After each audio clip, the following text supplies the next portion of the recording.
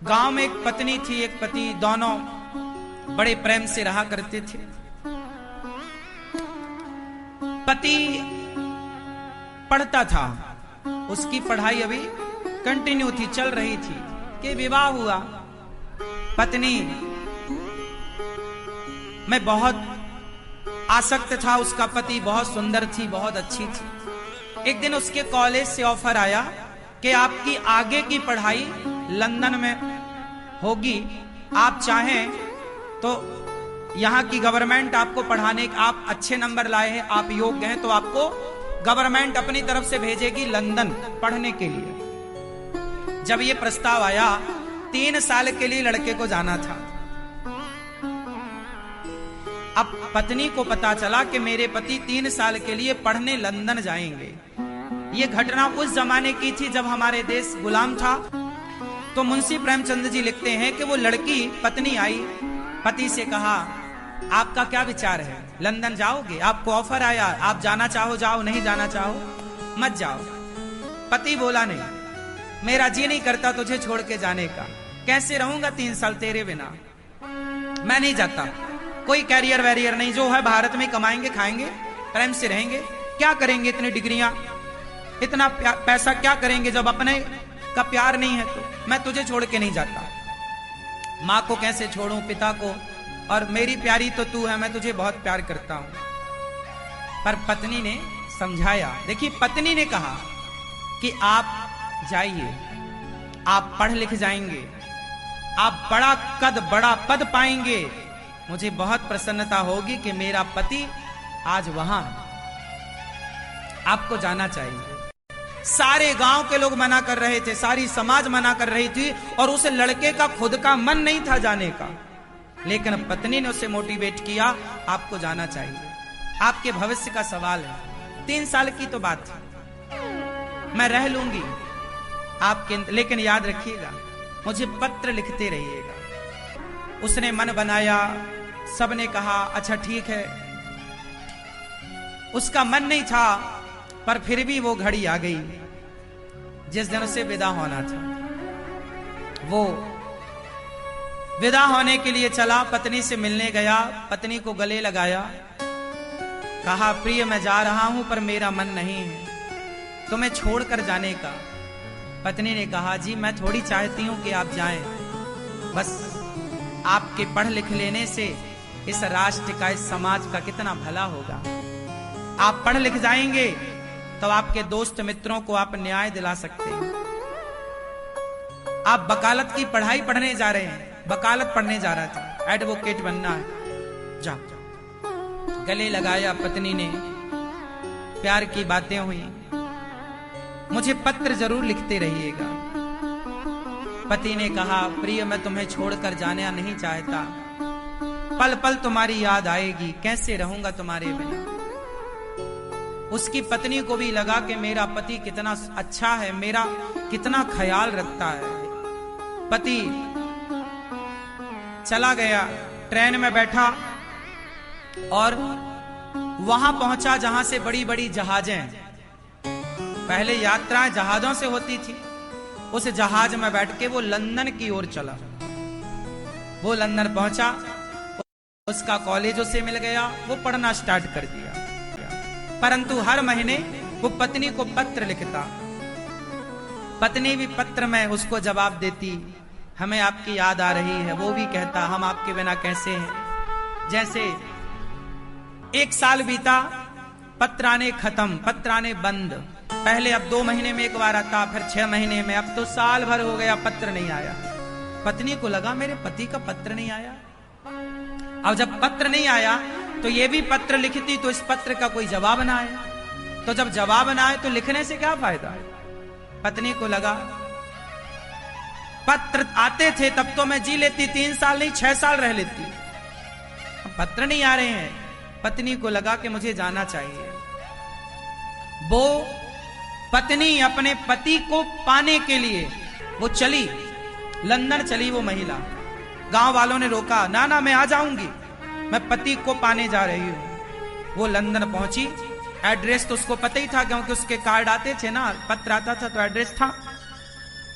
अब वो जैसे लंदन पहुंची तो वो जैसे ही पहुंची उस कॉलेज के सामने, क्योंकि उसे कॉलेज पता था मेरा पति इस कॉलेज में पढ़ रहा है, जैसे ही पहुंची तो उसने देखा कि उसका पति सामने से आ रहा था।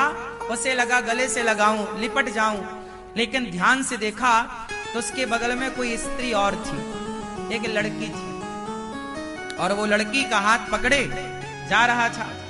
उसने तो ध्यान नहीं दिया, पर इसने तो देखा। अब ये वहीं पर किराए का कोई घर लेके ना आसपास रहने लग गई और वॉच करने लग गई, देखने लग गई। उसको लगा मेरी आंखों ने धोखा देखा होगा, पर रोज उसी लड़की के संग आता, कॉलेज उसी के संग जाता। अब ये वहां लंदन में क्या करे, तो इसको सिलाई आती थी, तो इसने भारतीय ड्रेस बनाना स्टार्ट कर दिया कि भाई कुछ तो खाने को चाहिए ना, तो इसने सिलाई करनी शुरू कर दी। कुछ दिन के बाद वही लड़की जिससे उसके पति का इलू इलू था, वो लड़की आई और बोली, बहन वो अगले हफ्ते मेरा ब्याह है, तो तुम मेरा लहंगा बना दोगी क्या, भारतीय ड्रेस सिल दोगी क्या? हाँ हाँ क्यों नहीं, मैं सिल दूंगी। अच्छा, ये जानती थी कि यही वो लड़की है जिससे मेरे पति का चक्कर है, पर ये बहुत धैर्यवान लड़की थी। इस लड़की ने कहा कि आपका ये जो पति है, शादी इसी से होने जा रही है? वो नाम बताया, हाँ हाँ सुभाष उसका नाम था, सुभाष से आपकी शादी हो रही? हाँ हाँ, बहुत इंटेलिजेंट है, मैं तो देखो कैसी हूं, सांवली हूं, वो बहुत गोरे हैं, सुंदर हैं। तो इसने कहा कि उन्होंने कुछ बताया नहीं क्या? अरे आज के लड़कों को परख लेना चाहिए, शादी वादी कर ली है पहले के नहीं। उस लड़की ने कहा, नहीं नहीं मेरा पति बहुत अच्छा है, बहुत अच्छा है, 7 दिन बाद मेरी शादी है, क्या तुम मुझे ये दोगी सिलकर? हाँ हाँ। अब बेचारी वो अपना मन लेके उसके पति की होने वाली पत्नी का लहंगा सिल रही है, सिल रही है। अब मन तो दूसरी महिला में चला गया। शादी की घड़ी आई, उसने लहंगा सिल के दे दिया और शादी की उसने कहा, बहन मेरे ब्याह में जरूर आना। उस लड़की को पता नहीं कि इसके पति से मेरा ब्याह होने वाला। लो भैया, ये शादी में गई और शादी में जाके देखा तो उसका पति बैठा मंडप पे, उस लड़की के संग उसकी भांवर पड़ रही है, फेरे पड़ रहे हैं, शादी वादी हो गई। वो लड़की अपने कमरे में आई। अच्छा, जिसका ब्याह हुआ वो इसकी ना दोस्त बन गई, दोस्त, फ्रेंड। तो उसने कहा, मेरा लहंगा सिला है, चलो हमारा ब्याह हुआ है, वो भारत की एक लड़की है, चलो हम उसे लड्डू देकर आते हैं। तो वो अपने पति को लेकर उसके पास आई, दरवाजा खुलवाया इसने। दरवाजा जैसे ही खोला, उसके पति के हाथ से लड्डू का डिब्बा गिर गया। उसकी पत्नी ने, दूसरी पत्नी ने पूछा, डिब्बा कैसे गिर गया? तो इसने मुस्कुराते हुए कहा, बहन नई नई शादी है ना, ऐसा झटका लगता रहेगा। आओ, अंदर बिठाया, चाय पिलाई। उसने नहीं बताया कि ये मेरे पति हैं।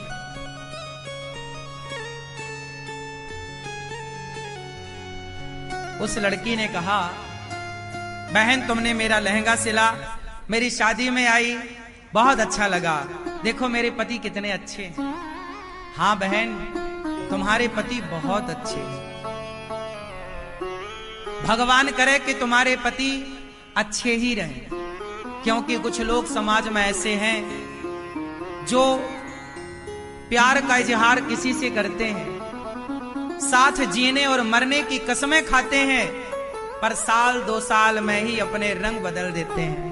बहन भगवान करे तुम्हारे पति ऐसे ना हो। अब वो सुन रहा है, वो तो जान रहा कि मैंने से सारी जिंदगी साथ जीने मरने की कसमें खाई, पर वो पानी पानी था, कहे तो कहे क्या। वो लड्डू वड्डू बांट के घर चला गया। ये अपना, इसने देख लिया कि मेरा पति कहाँ है। इसने दरवाजा बंद किया, किराए का घर था, किराया दिया जिसका था, दिया और अपने किराएदार मालकिन को एक डिब्बी देती है, बहन वो मेरी सहेली आएगी कल, तो ये डिब्बी उसे देना और ये पत्र देना, और ये वापस भारत की ओर रवाना हो गई। उसका पति ना उसे नींद ना आई, उसको लगा मेरी पत्नी कितनी अच्छी है कि मेरा पता लगाते वो भारत से लंदन आ गई, और देखो उसने मेरे बिना किसी और से आंखें ना मिलाई, और मैंने उसके बिना साल 2 साल में किसी और लड़की से प्यार करके शादी कर ली। उस आदमी ने सोचा कि ये जो लड़की है, ये जो मुझे लंदन में मिली है, क्या ये मेरे लिए इतना त्याग कर सकती है जितना मेरी भारत की उस पत्नी ने त्याग किया। वापस आया कि चलो सॉरी बोलूंगा, माथा चरणों में रखूंगा, माफी मांगूंगा। वो दौड़ा दौड़ा रात को आया, पत्नी से बोला मैं आ रहा हूं, दौड़ा दौड़ा आया, पर वहां तो अब वो थी ही नहीं। मालकिन ने कहा कि भैया ये कागज दिया है और ये कुछ डिब्बा है। उसने खोला तो शादी का जोड़ा जो उसने अपनी शादी में पहना था, अपनी शादी में जो उसने लाल शादी साड़ी वाड़ी पहनी होगी, वो सब जोड़ा रखा, सिंदूर की डिब्बी दी, और उसने लिखा अपनी सहेली को, मतलब उसकी पत्नी को, कि बहन तुम्हारी जोड़ी अमर रहे, और अब मेरी इच्छा है कि तुम्हारे ही शुभ हाथों से, तुम सुहागन हो, तुम पतिव्रता हो, तुम्हारे शुभ हाथों से ये सिंदूर, तुम ये शादी का जोड़ा एक नदी में, जलाशय में विसर्जित कर देना। क्यों? तुम्हारा घर बस गया, तुम्हारा जीवन सुखमय रहे। अब मेरे जीवन में इस सिंदूर का कोई काम नहीं है, इस शादी के जोड़े का कोई काम नहीं है। मेरे पति अब मुझे कभी ना मिल पाएंगे, मेरे पति से मेरी मुलाकात कभी ना हो पाएगी, तो मेरे इस सिंदूर को तुम विसर्जित कर दो। अब ये बात उसका पति पढ़ रहा है, पढ़ पढ़ के रो रहा है, रोता रोता याद कर रहा है। इसी के साथ मुंशी प्रेमचंद्र जी ने इस कहानी को पूरा किया।